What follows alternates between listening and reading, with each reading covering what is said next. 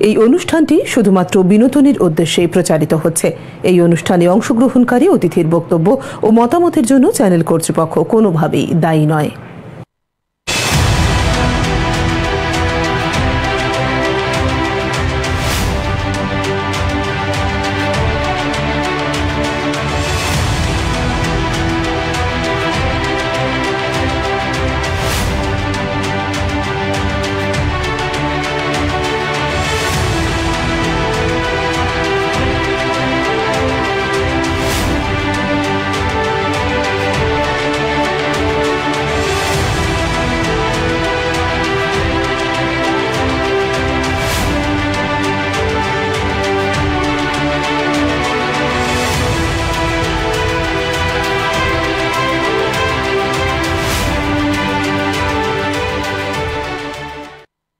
নমস্কার, শনিবারের এই সুন্দর সন্ধ্যায় আপনাদের আবারও একবার স্বাগত জানাই আমাদের বিশেষ অনুষ্ঠান শিক্ষা শোলকে।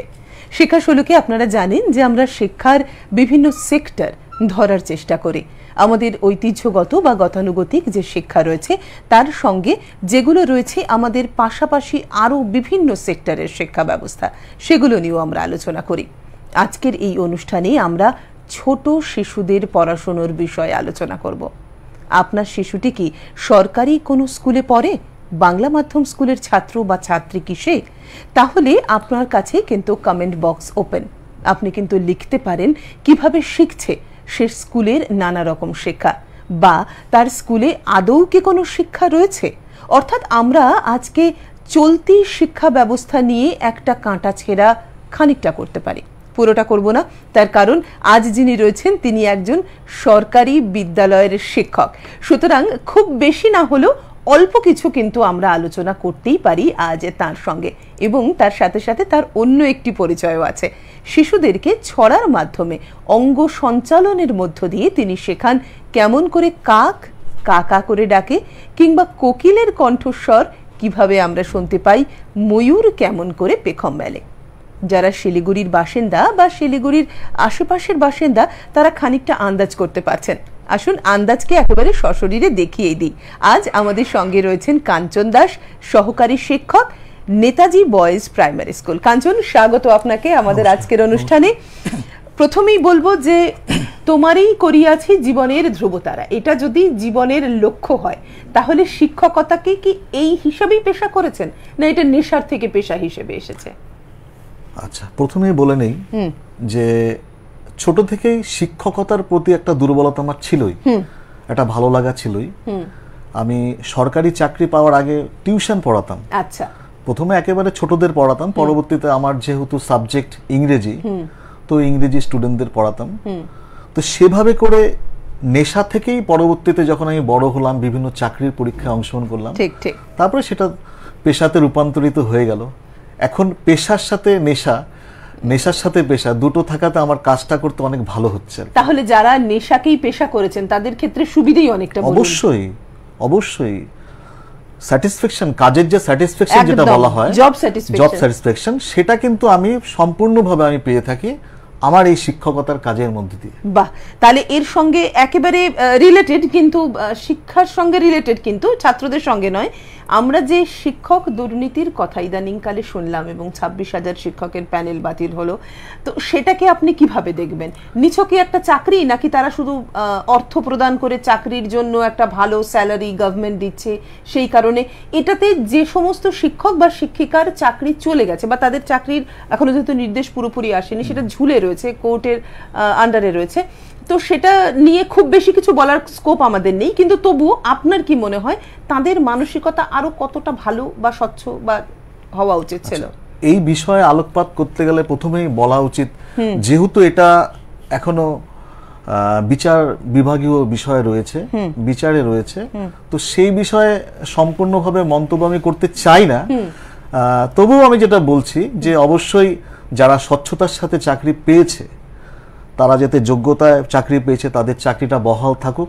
আর অবশ্যই যারা বিভিন্নভাবে ব্ল্যাঙ্ক ওএমআর বা পয়সা দিয়ে, যেটা শুনছি আমরা, সবটাই প্রমাণ সাপেক্ষ, এখনো চলছে যেহেতু তদন্ত, বলছি সেই বিষয়ে আলোকপাত করাটা ঠিক হবে না, সবটাই বিচারে কি দাঁড়ায়। তবে অবশ্যই আমি আশা রাখবো যারা স্বচ্ছতার সাথে চাকরি পেয়েছে তাদের সুবিচার হবে এবং তারা সেই পথে সেই ব্রত নিয়ে যেহেতু নেমেছিল সেই জায়গাটা তারা থাকুক।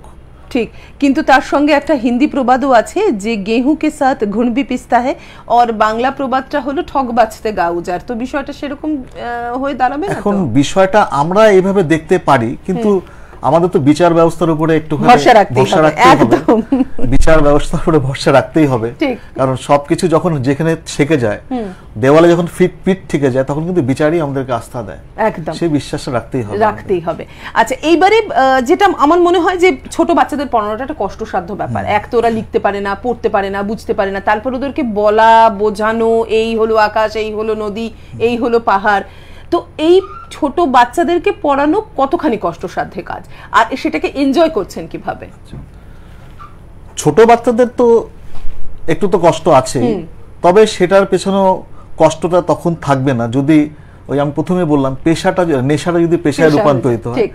আর শিক্ষক হচ্ছে যেটা বলা হয়, আমরা যখন বিভিন্ন ট্রেনিং ছোটবেলায় করেছি, শিক্ষামূলক ট্রেনিং, বিএড, ডিএলএড বা বিভিন্ন ওরিয়েন্টেশন প্রোগ্রাম করেছি, প্রথমে একটা কথা বলা হয় এবং পাঠ্যপুস্তকে রয়েছে, শিক্ষক হলো মানুষ গড়ার কারিগর। একদম। তো মানুষ গড়া বলতে শুধুমাত্র বুকিশ নলেজ, পাঠ্যপুস্তকের জ্ঞানই অর্জন করে তাই নয়। আর শিশুদের ক্ষেত্রে তো সেটা অনেকভাবে সম্ভবই নয়। সবটাই ওদের মানুষ গড়া বলতে কি, একটা প্রকৃত মানুষ তৈরি করতে হলে শুধু বুকিশ নলেজ থাকলে হবে না, তাকে শিষ্টাচার, আচার আচরণ, তার সাথে সুশিক্ষা আর স্বশিক্ষা যেসব জায়গাগুলো থাকে সেটা। আর যেহেতু আমি এই ছোটদেরকে নিয়ে কাজ করি, সেক্ষেত্রে আরো বেশি ওটা ইমপ্লিমেন্টেশনের জায়গায় চলে আসে। মানে বুকিশের বাইরে অঙ্গভঙ্গি, গান, বিভিন্ন ছন্দ, নাচ গানের মধ্যে তাদেরকে শিক্ষা দেওয়ার চেষ্টা আমি করে চলেছি এখনো। এবার জানি না তারা কতটা নিচ্ছে, তবে আমার বিশ্বাস ওদের মুখ দেখে তো মনে হয় ওরা এত আনন্দ করছে। ওদের আনন্দ দেখে সেটাও আমার শক্তি যোগায়, সেটাও আমাকে আরো অনেক বেশি অনুপ্রাণিত করে আরো যাতে এগুলো কাজ করতে পারি। ঠিক, তো এগুলো যদি একটা আমরা উদাহরণ দেখতে পেতাম, আমার মনে হয় আমাদের দর্শক বন্ধুরাও চাইছেন একটা উদাহরণ, যেহেতু যে ছোট বাচ্চাদের নিয়ে যেহেতু কাজ করা, এখনকার যা শিক্ষা ব্যবস্থা এসে দাঁড়িয়েছে, আমরা সবসময় বলছি বাংলা মাধ্যম কিংবা সরকারি বিদ্যালয়গুলোতে পড়লে পরে চাকরি পাওয়াটা খুবই দুষ্কর। সেই জন্য আমরা সবাইকে, সব ছেলে মেয়েদের একেবারে ঝেঁটিয়ে নিয়ে গিয়ে ইংরেজি মিডিয়াম স্কুলে ভর্তি করাচ্ছি। সেখানে তারা গড়গড় করে ইংরেজি বলছে ঠিকই, কিন্তু কি শিখছে, কি বুঝছে, কি জানছে, সেটা তো প্রমাণ সাপেক্ষ।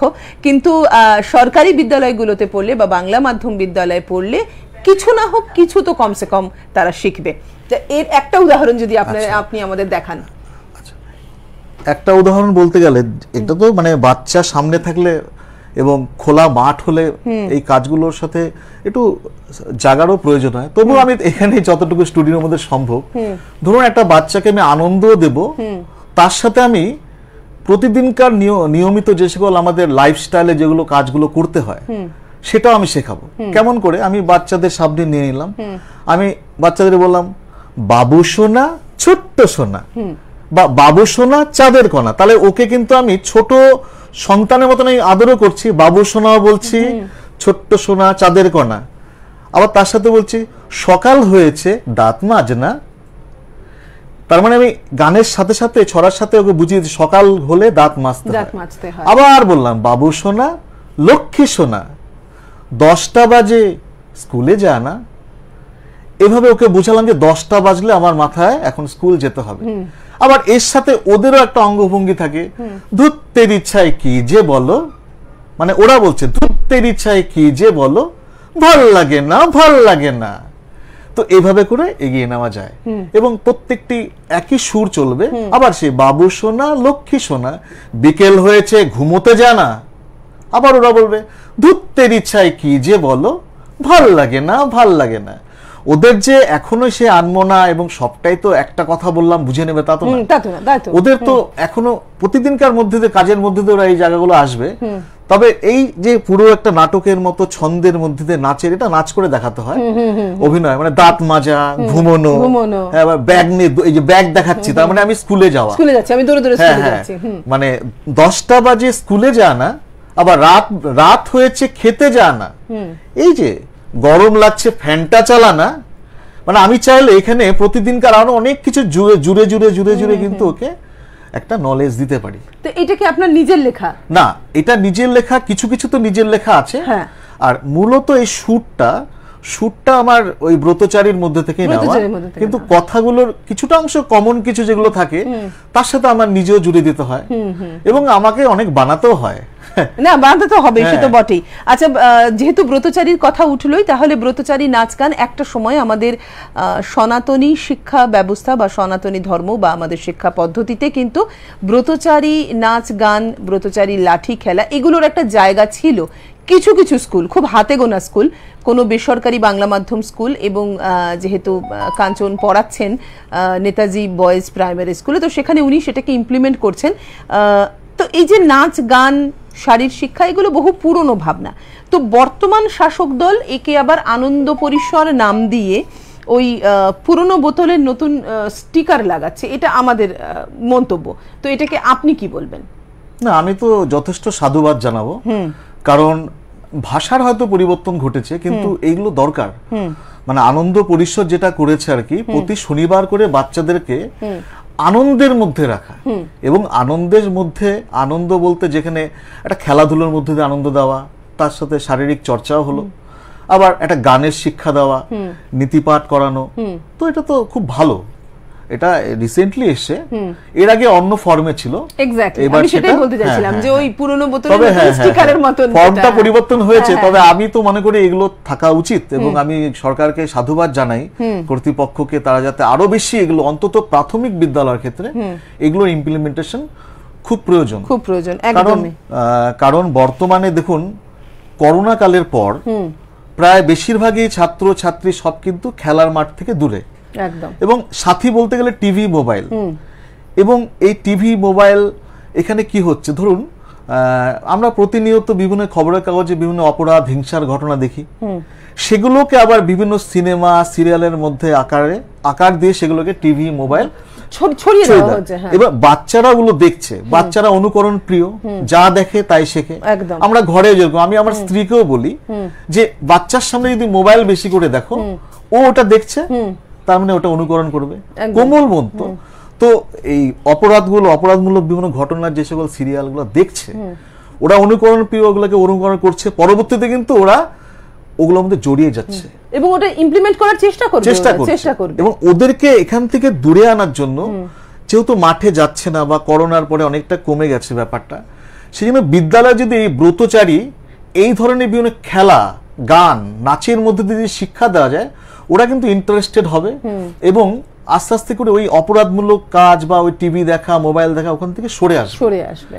এটা খুব কার্যকারী হবে। যদি আমি তো চাইবো এই ব্রতচারীকে একদম নির্দিষ্ট করে যদি একটা কোনো প্রোগ্রাম নেওয়া হয়, মানে আমাদের সিলেবাসের মধ্যে, তাহলে খুব ভালো হয়। একদম।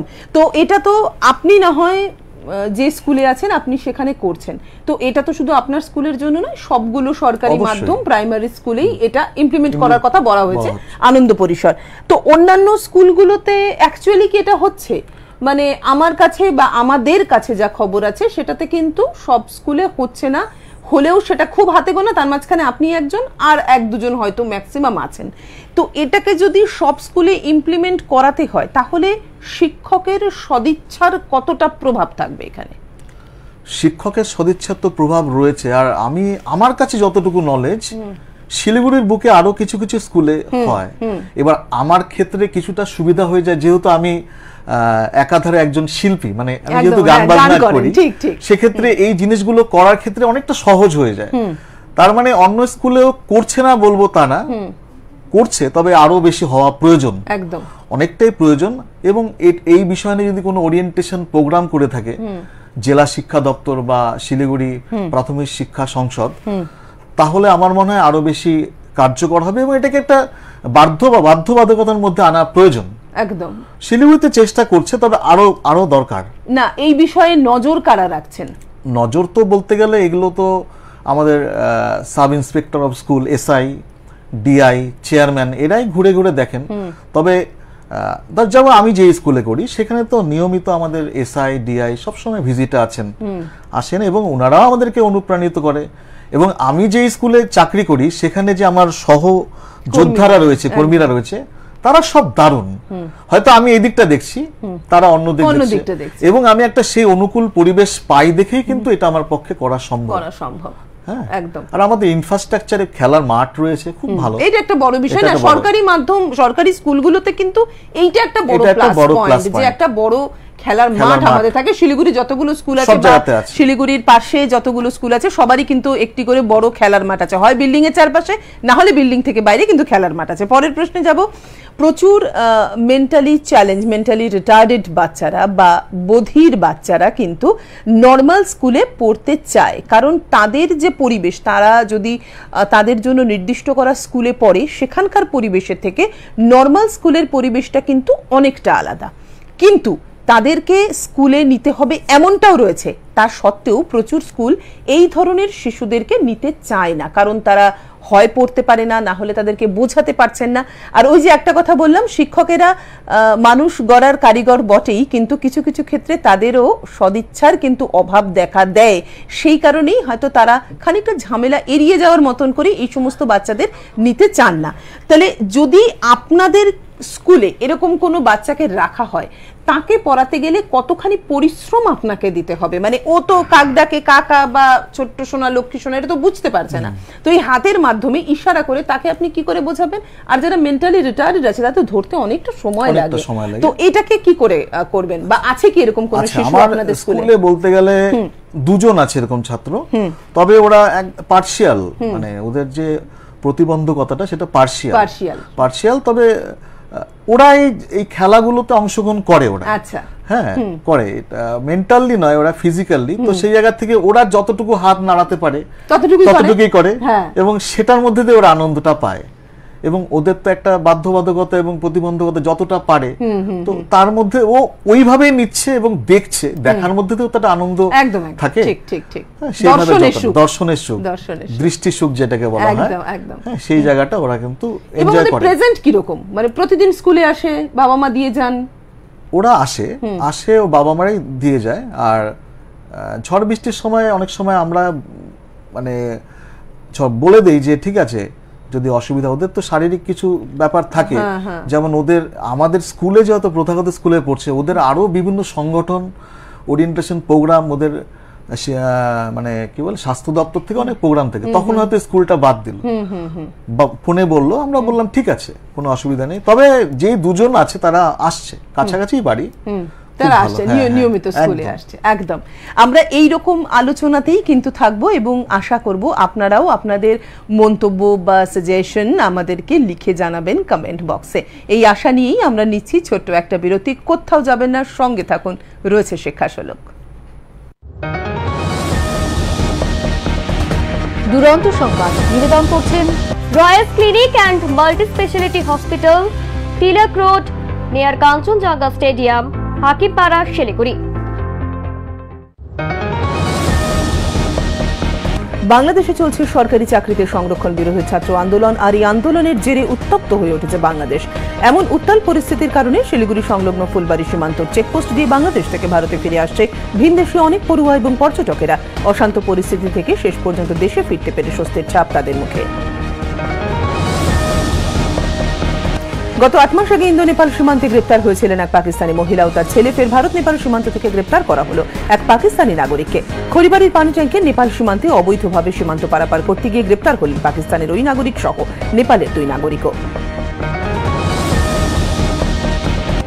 আবারও প্রতারণার শিকার শিলিগুড়ির যুব সমাজ। নার্সিং ট্রেনিং দেবার নাম করে লক্ষ লক্ষ টাকা নিলেও সার্টিফিকেট দেবার সময় সব ছাত্রী অকৃতকার্য বলে দাবি কর্তৃপক্ষের। বিক্ষোভে সামিল ছাত্রীরা। মেয়েকে নৃশংসভাবে খুনের অভিযোগে অবশেষে গ্রেপ্তার হল জামাই। অভিযুক্ত জামাই দীপক সাহাকে চ্যাংড়াবান্ধা থেকে গ্রেপ্তার করেছে পুলিশ, যদিও খুনের অভিযোগ অস্বীকার দীপকের। বাংলাদেশের ছাত্র আন্দোলনের জেরে ফুলবাড়িতে বন্ধ পণ্য পরিবহন ব্যবস্থা। সমস্যায় শিলিগুড়িতে বিভিন্ন কাজের উদ্দেশ্যে আসা বাংলাদেশবাসীরা। দুরন্ত সংবাদ নিবেদন করলেন দীর্ঘ 60 বছরেরও বেশি সময় ধরে উত্তরবঙ্গ স্বাস্থ্য পরিষেবার ক্ষেত্রে একটি উল্লেখযোগ্য নাম royal clinic and multi speciality hospital, a unit of maternity and nursing home. Doctor Piyush Kanti Roy এবং ডক্টর প্রিয়াঙ্কু রয়ের অভিজ্ঞতায় ও দক্ষ তত্ত্বাবধানে এখানে রয়েছে deluxe cabin, ICU, X-ray facility ছাড়াও সব ধরনের রোগের অত্যাধুনিক চিকিৎসা ব্যবস্থা। Royal clinic and multi speciality hospital, Tilak road, near Kanchenjunga stadium, Hakimpara, Siliguri. দক্ষতার সাথে কর্মজীবনের প্রস্তুতির জন্য মেধাবী স্কিলস ইউনিভার্সিটি আপনাদের জন্য নিয়ে এসেছে বিভিন্ন কোর্স নিয়ে পড়ার সুযোগ। এখানে আপনি পাবেন B Tech, BBA, MBA, BCA, design, modern media and entertainment, health science and technology, hospitality and tourism, beauty and wellness, yogic science, applied science and টেকনোলজির মতো বিভিন্ন কোর্স করার সুযোগ। 2024 শিক্ষাবর্ষের ভর্তি চলছে, তাই আর দেরি না করে আজই আবেদন করুন। যোগাযোগের জন্য ফোন করুন 9874875876 এই নম্বরে, অথবা লগ ইন করুন এখানে www.msu.edu.in। Your life is future ready. Learn, work, learn with Medhavi Skills University. ফিরে এলাম বিরতির পর। আমরা রয়েছি শনিবার সন্ধ্যার বিশেষ অনুষ্ঠান শিক্ষা সুলুক নিয়ে। আমাদের আজকে রয়েছেন বিশিষ্ট অতিথি কাঞ্চন দাস, সহকারী শিক্ষক, নেতাজি বয়েজ প্রাইমারি স্কুল। পরের প্রশ্নে যাব। স্বাস্থ্যবিধান নিয়ে গান, পরিষ্করণের গান, নির্মল বিদ্যালয় সপ্তাহ পালনে অ্যাকচুয়ালি কি শেখানো হয় ছাত্রদের, এবং ওদের ভবিষ্যতের সুস্থ মানসিকতা বা একটা ভালো জীবন গড়ে ওঠার ক্ষেত্রে কতখানি কাজে দেবে এই সমস্ত কর্মসূচি? এগুলো অনেকাংশেই কাজে দেবে। কারণ ধরুন এই যে স্বাস্থ্যবিধান গান, গান যেমন রোগ নয় নয়, ব্যাধি নয় নয়, স্বাস্থ্য চাই স্বাস্থ্য চাই, আরো আছে। তো এই গানের এক একটি কথার মধ্যে আমাদের কি কি, মানে ডেঙ্গু, ম্যালেরিয়া, বিভিন্ন রোগের ক্ষেত্রে কি কি আমাদের সাবধানতা অবলম্বন করা উচিত সেই বার্তা দেওয়া রয়েছে। আবার ধরুন একটা গান বা আমি নাটকের মাধ্যমে অঙ্গভঙ্গিতে করাচ্ছি, ডালে বসে কাক ডাকে কা কা কা, এই যে এর মধ্যে যে একটা স্টোরি লুকিয়ে আছে, সেটা কিন্তু আমি বলতে গেলে একটা নীতি কথার গল্প, যেটা আমি বই পড়ে পড়ে শোনাতাম, তার থেকে বেশি ওরা নিতে পারলো কিন্তু এই অঙ্গভঙ্গির মাধ্যমে, নাটক বা গল্প আকারে। ঠিক, হ্যাঁ। এবং সেই কাকের আর যে শেয়ালের গল্পটা, কাক একটা মাংসের টুকরো নিলে গাছের মধ্যে লুকিয়ে মানে নির্জনে একা একা খাবে, এবং সেটা লক্ষ্য করছে একটা শেয়াল। শেয়াল পেছন পেছন গিয়ে নিচ থেকে বলছে, কাক তুমি তো খুব সুন্দর গাও, তুমি একটু কা করো না। যখনই কা করতে গেল, মুখ থেকে মাংসটা পড়ে গেল, শেয়াল নিয়ে চলে গেল। এবং এই গল্পটার মধ্যে আমরা বুঝি, যেটা ইংরেজিতে বলে ডোন্ট বিলিভ আ ফ্ল্যাটারার বা ডোন্ট বিলিভ আ রগ। তার মানে যে অসৎ ব্যক্তিত্ব রয়েছে, যে অসাধু ব্যক্তিত্ব রয়েছে, তাকে তুমি বিশ্বাস করো না। তাহলে এই ছোট বয়সে আমি তো ওকে এইভাবে বলি, অসৎ ব্যক্তিকে বিশ্বাস করো না, ও কিন্তু ফট করে বুঝতে পারবে না, বুঝবি না অসৎ কাকে বলে, অসৎ কাকে বলে। হ্যাঁ, অসৎ কাজ কোনগুলো, হ্যাঁ অসৎ কাজ কোনগুলো, ঠিক। সেজন্য ওকে যদি এই গল্পের মাধ্যমে যদি তুলে ধরি আমরা, ওরা অনেকটা বুঝে যায়। একদম। সহ পাঠ্যক্রমিক কার্যক্রমে কি পড়ার বইয়ের সমস্ত পড়া অঙ্গ সঞ্চালনের মাধ্যমেই আপনি ক্লাসরুমেও পড়ান, নাকি সেটা যেগুলো আমরা দেখেছি বিভিন্ন আপনার ভিডিও ফুটেজে বাইরে এসেও করা? হ্যাঁ, ক্লাসরুমে যেমন ক্লাসরুমে যে সকল ছড়াগুলো আছে, পরিবার নিয়ে একটা ছড়া রয়েছে, যে আমাদের পরিবার বলতে শুধু আমরা দেখছি যে বাবা মা, দাদু দিদা, ভাই বোন, কিন্তু পরিবারটাকে একটু বৃহৎ আকারে ভাবি, কাকু কাকা বা জেঠু, কাকি কাকি, জেঠি, পিসি। তো একটা পরিবার একটা বইয়ের মধ্যে আছে, সেটা হয়তো আমি সাধারণভাবে পড়লে মানে ওদের কাছে মন গড়া হবে না। সেটাকে আমি তখন কি করি, নিজেই সুর তার মধ্যে দিয়ে দিই, নিজে সুর দিয়ে ছন্দের মধ্যে দিয়ে, গানের মধ্যে দিয়ে সেটা ক্লাসরুমে করাই। আর যেগুলো একটু একটু নাচ করার ব্যাপার রয়েছে, একটু বড় জায়গার প্রয়োজন, সেগুলো আমি মাঠেই করাই। হ্যাঁ, এবং অঙ্গভঙ্গি, তারপরে যেটা ব্যাপার, এই যে বর্তমানে ছেলেমেয়েরা এখন একটা নিয়মই হচ্ছে জিমে যেতে হবে। তার মানে কি সুস্বাস্থ্য থাকা, একদম। তো আমাদের ব্রতচারী যদি ভালো করে দেখা যায়, ব্রতচারী আন্দোলনটা যখন শুরু হয়েছিল গুরু সদয়, তখন কিন্তু এই আন্দোলনের কিন্তু মূল জায়গায় ছিল শরীর চর্চা, দেশপ্রেম। তো আমি যদি ব্রতচারীর মধ্যে দিয়ে ওকে শরীর চর্চা করাতে পারি, ও কিন্তু ভারতবর্ষের ঐতিহ্য সম্বন্ধেও জানবে, একদম। হ্যাঁ, এবং সুস্বাস্থ্য গঠন, তারপরে টিম ওয়ার্ক যেটা বলে, একসাথে সকলে মিলে একটা কাজ করা। ঠিক, তো আমাদের যে জীবনে যদি কোনো বিপদ আসে, একা না গিয়ে সকলে মিলে যদি বিপদের সম্মুখীন হই, আমরা কিন্তু জয় করে আসবো। সেই বার্তা এবং তার যে বীজ ওদের মধ্যে, মানে team spirit, sense of cooperation, এগুলো কিন্তু ওদের মধ্যে ঢুকে দেওয়ার চেষ্টা করছি এই সময় থেকে। ঠিক, কিন্তু এটা তো না হয় ওদের মন মানসিকতা ভালো রাখার জন্য বা সুন্দরভাবে শেখার জন্য এটা হলো, এটা তো ভালো, কিন্তু পরীক্ষায় লিখবেটা কি? যখন আসবে তখন এটা লিখবে কিভাবে? আচ্ছা, এটা তো বেসিক্যালি পরীক্ষায় এগুলো তো, এই গল্পগুলো পরীক্ষাতে আসছে না। পরীক্ষাতে যদি আসছে, মনে করো যে মনে করো বাবার ভাইকে কি বলা হয়, ওই যে পরিবার গল্পটা, বাবার ভাইকে কি বলা হয়, ও তখন ভাববে গল্পটার থেকে বাবার ভাইকে তো কাকা বলা হয়, ও কিন্তু উত্তরটা করে দেবে। এবার কথা হচ্ছে কাকা লেখাটা, সেটা তো আমাদেরকে ওদেরকে শেখাতে, অক্ষর জ্ঞান, বোর্ড ওয়ার্ক, এবং ওদেরকে নিজে হাতে হাত ঘুরিয়ে সেগুলো আমরা করাই। আমাদের বিদ্যালয়ের সমস্ত শিক্ষকই সেগুলো খুব যথেষ্ট আন্তরিকতা এবং দায়িত্বের সাথে করায়, এবং সেভাবেই করে একটা দিন ওরা সে অক্ষর জ্ঞানও চলে আসে বয়সের সাথে সাথে, এবং সে লেখা পড়া সবই। এবং তারপর আমরা করাই যে আমি পড়ি আমি শুনি। হ্যাঁ, প্রথমে কিন্তু লেখা শেখার থেকে সবচাইতে প্রথম শিক্ষা হচ্ছে দৃশ্য। বোর্ডের মধ্যে আগে আমি শেখাচ্ছি এটা এ, এটা বি, ওর ব্রেনে ধারণা হয়েছে এ এরকম হয়, ধারণা রেডি। তারপর যখন লেখাতে যাবে চর্চার মধ্যে দিয়ে ওটা কিন্তু চলে আসবে। একদম ঠিক। কিন্তু এর মাঝখানেও আবার একটা কাঁটার মতো খচখচ করছে, আমাদের ছোটবেলার যে বই আর ওদের ছোটবেলার যে বই, কতখানি তুল্যমূল্য বিচারে ধারে ভারে কোন বইটা সব থেকে ভালো?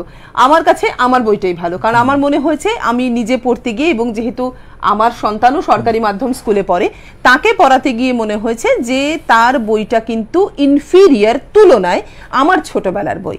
কারণ সেখানে আমরা ভারতবর্ষের ইতিহাস, ভূগোল, বিজ্ঞান থেকে শুরু করে ওয়ার্ল্ডের ইতিহাস, ভূগোল, বিজ্ঞানও যেরকম পড়েছি, সবটাই আমাদের কাছে খুব পরিষ্কার। কিন্তু সেই আমি যে বয়সে ছিলাম, আমার সন্তানের বয়সে, সে কিন্তু এখন ওটা বলতে পারছে না, এবং ওর বইয়ের মধ্যে যে লেখাগুলো রয়েছে বা যে ভাবে ব্যাখ্যা করা হয়েছে, সেই ব্যাখ্যাটা আমার মনে হয়েছে যে এটা ঠিক না। কারণ আমরা বলছি যে আমরা তুলনায় আমরা হয়তো একটু পিছিয়ে ছিলাম আমরা মানসিকভাবে বা লেখাপড়ার দিক থেকে।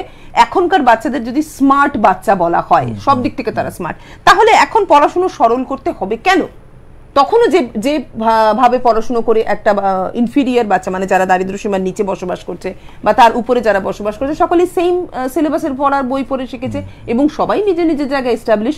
তাহলে আজকে যখন পৃথিবী এত এগিয়েছে, আমরা এত স্মার্ট হয়েছি, এখন এই পড়াশোনাটার আদৌ কি কোনো যৌক্তিকতা আছে? একজন শিক্ষক হিসেবে আপনি কি বলবেন?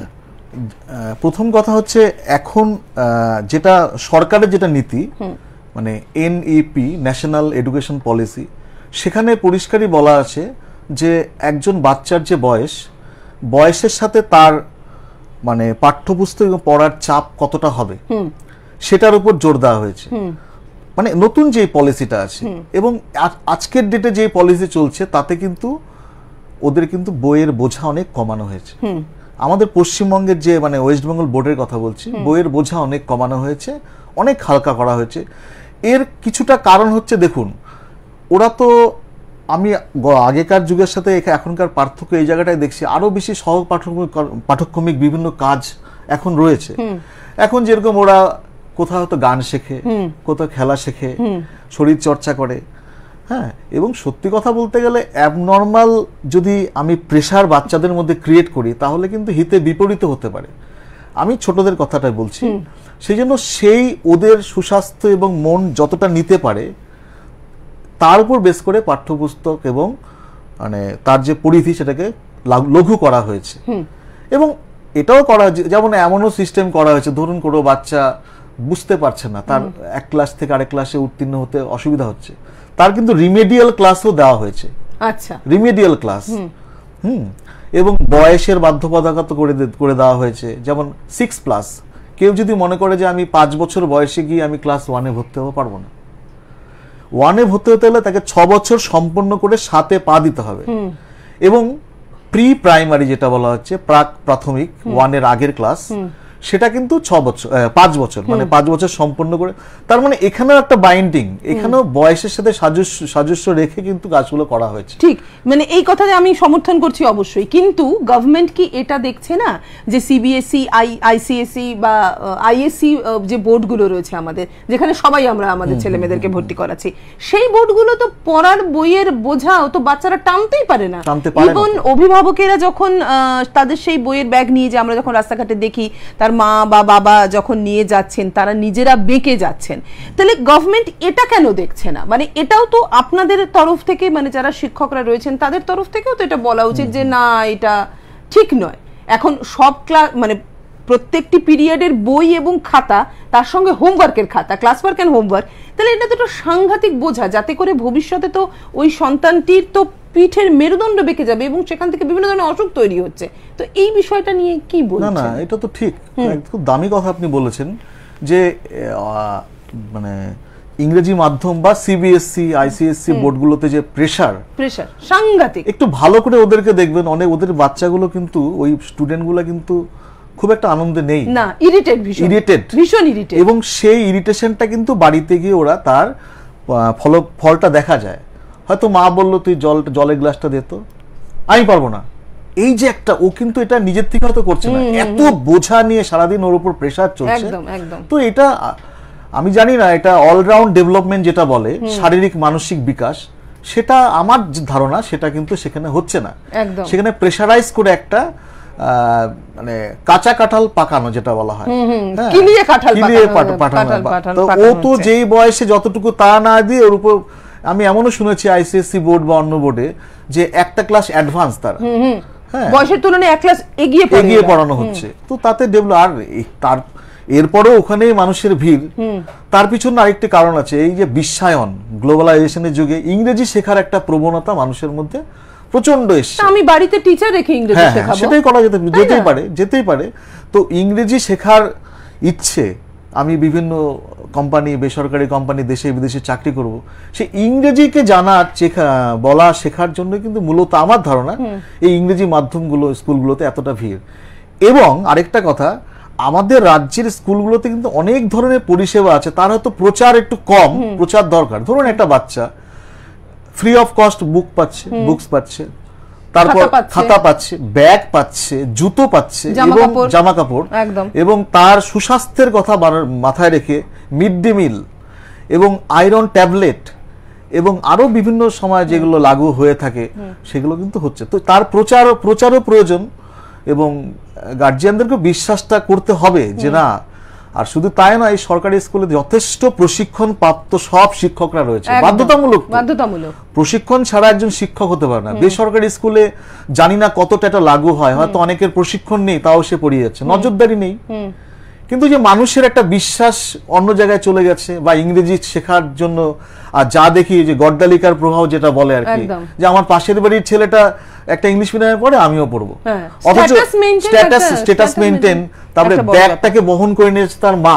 ধরুন তো, এই বহন করাটাও তো একটা শিক্ষা, যে নিজের কাজ নিজে শেখা। আমরা বিবেকানন্দের কি বলে, ঈশ্বরচন্দ্র বিদ্যাসাগরের যে গল্প রয়েছে, তো একজন মানে ডাক্তার তার বাড়িতে ঘুরতে এসেছিলেন, কিন্তু ডাক্তার তাকে কখনো দেখেনি, কিন্তু ডাক্তার তার নিজের আসবাবপত্র বা জিনিসপত্র তুলতে চাইছে না, কুলিকে দিয়ে তুলবে। সেই সময় কি বলে, বিদ্যাসাগর যাচ্ছে, বিদ্যাসাগর নিজে তুলে নিলেন। পরে যখন বিদ্যাসাগরের পরিচয়টা শুনলেন, উনি আকাশ থেকে পড়লেন। তো সেখানে উনি বোঝাতে চেয়েছেন যে নিজের কাজ নিজে করতে হয়। তো এই যে বাচ্চাদের বোঝাটা এমন, ওরাও তো সম্ভব নয় নেওয়ার, কি করবে, মা হেল্প করছে।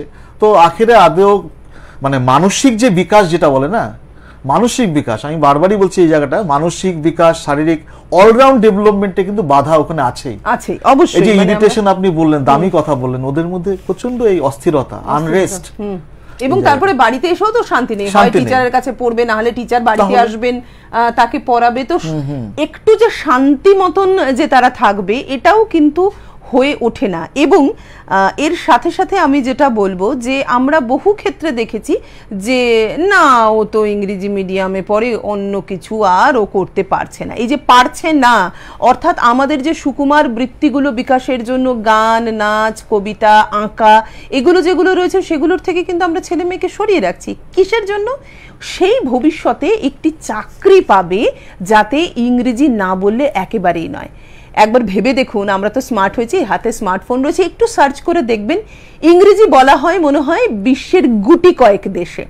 বাকি দেশগুলো আপনার সন্তান যদি ইটালিতে যায় তাহলে তাকে ইটালিয়ান বলতে হবে, ভাষা বলতে হবে। আর যদি সে জাপানে যায় জাপানিজ, ফ্রান্সে গেলে ফরাসি ভাষা। মানে প্রচুর দেশ আছে যেখানে ভাবছেন আপনার সন্তান গেলে আপনার স্ট্যাটাস বাড়বে, আপনার সন্তানও একেবারে দুধে ভাতে থাকবে, সেই জায়গাগুলোতে কিন্তু ইংরেজি চলে না। তো সুতরাং সবার আগে জ্ঞান নিজের মধ্যে ভরতে হবে, তারপরে তো সেটা বলবো। আমার মানে যেটা নিজের মনে হয়েছে, যখন ইংরেজি লিখতে যাই বেসিক্যালি আমি যেটা করি আর কি, আমি আগে বাংলায় ভাবি, তারপরে আমি সেটাকে ইংরেজিতে ট্রান্সলেট করি। হ্যাঁ, তাতে আমার একটু সময় লাগে, অবশ্যই লাগে, কিন্তু আমার মনে হয় তাতে আমি যে বাংলায় যে ভাবটা প্রকাশ করতে চাইছিলাম ইংরেজিতেও ঠিক ঠিক সেই ভাবটা প্রকাশ হয়েছে, মানে ঠিক কাট হয়নি ইংরেজির যে ভাষাটার জন্য। পরের প্রশ্নে যাব। এই কর্মসূচিতে সব সরকারি স্কুলগুলোই অবশ্যই এর মধ্যে রয়েছে, এইটার কথাও আমরা বললাম, কিন্তু এখানেও একটা কিন্তু আছে।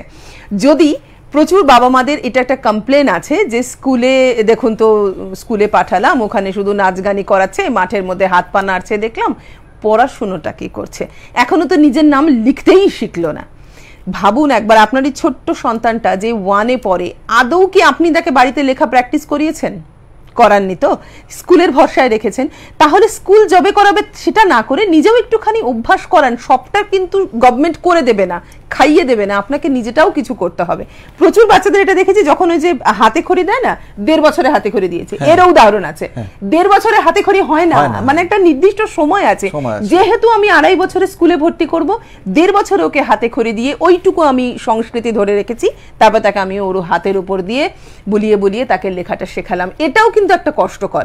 আমার একটা নিজস্ব ঘটনা মনে পড়ছে, সেই বাচ্চাটি পরীক্ষার খাতা লিখতে পারে না, অথচ সে ভালো পড়াশুনো করে, কিন্তু পরে গিয়ে দেখা গেল আমাদের এগুলো একটা ডাক্তারি ভাষা, পরে ওকে ডাক্তার দেখানোর সময় দেখা গেল যে ডান হাতের আমাদের একটা লেখার পেশি আছে, সেই পেশিটাও ডেভেলপ করেনি, কারণ 1 বছর আগে পড়ছিল।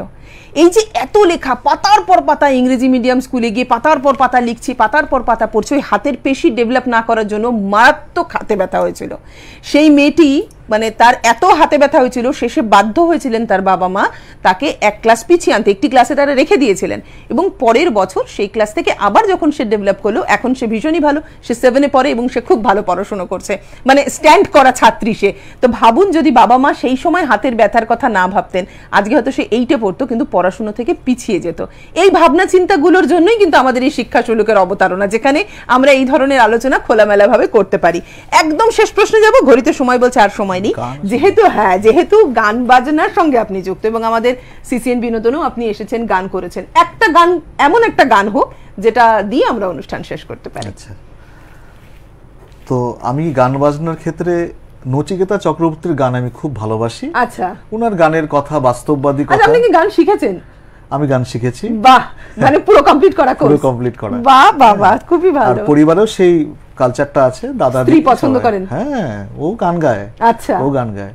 হ্যাঁ, তো নচিকেতা চক্রবর্তীর গান আমি খুব ভালোবাসি এবং বিভিন্ন অনুষ্ঠানেও সেই গান, মানে ওনার গান গেয়ে থাকি। তো ওনারই একটি গান আমি গেয়ে গাইছি। একদম একদম।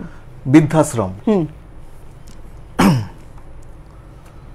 ছেলে আমার মস্ত মানুষ, মস্ত অফিসার, মস্ত ফ্ল্যাট যায় না দেখা এপার ওপার, নানান রকম জিনিস আর আসবাব দামি দামি, সবচেয়ে কম দামি ছিলাম একমাত্রই আমি। ছেলের আমার প্রতি অগাধ সম্ভ্রম, আমার ঠিকানা তাই বৃদ্ধাশ্রম।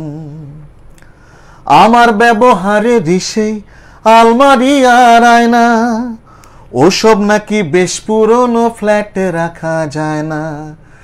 আমার ব্যবহারে রিসেই আলমারি আর আয়না, ওসব নাকি বেশ পুরনো ফ্ল্যাটে রাখা যায় না। ওর বাবার ছবি ঘড়ি ছড়ি বিদে হলো তাড়াতাড়ি, ছেড়ে দিল কাকে খেলো পোষা বুড়ো ময়না। স্বামী স্ত্রী আর অ্যালসেশিয়ান জায়গা বড়ই কম, আমার ঠিকানা তাই বৃদ্ধাশ্রম। নিজে হাতে আরেকটুখানি, আচ্ছা হ্যাঁ আছে, টাইম ওভার, ঠিক আছে, তাহলে এই গানটি এই শেষটুকু আমরা শুনে নিই। নিজে হাতে ভাত খেতে পারতো না তো খোকা, বলতাম আমি না থাকলে রে কি করবি বোকা। ঠোঁট ফুলিয়ে কাঁদতো খোকা আমার কথা শুনে, খোকা বোধহয় আর কাঁদে না, নেই বুঝি আর মনে। ছোট্টবেলায় স্বপ্ন দেখে উঠতো খোকা কেঁদে, দুহাত দিয়ে বুকের কাছে রেখে দিতাম বেঁধে। দুহাত আজ খোঁজে ভুলে যায় যে একদম, আমার ঠিকানা এখন বৃদ্ধাশ্রম। অনেক ধন্যবাদ আমাদের এখানে এসে এত সুন্দর করে আলোচনা করার জন্য আজকে, এবং এত সুন্দর গান গাওয়ার জন্য, যে গানটি কিন্তু জীবনমুখী গান, অর্থাৎ আজকে আমরা যে জীবনমুখী পড়াশোনার কথা বললাম তার সঙ্গে একদম খাপে খাপে মিলে গেছে। আজ আমরা এখানেই শেষ করছি। দেখতে থাকুন সিসিএন সংবাদ এবং অনুষ্ঠানের ডালে নিয়ে আমরা তো আছি আপনাদের সঙ্গে। শুভরাত্রি। নমস্কার।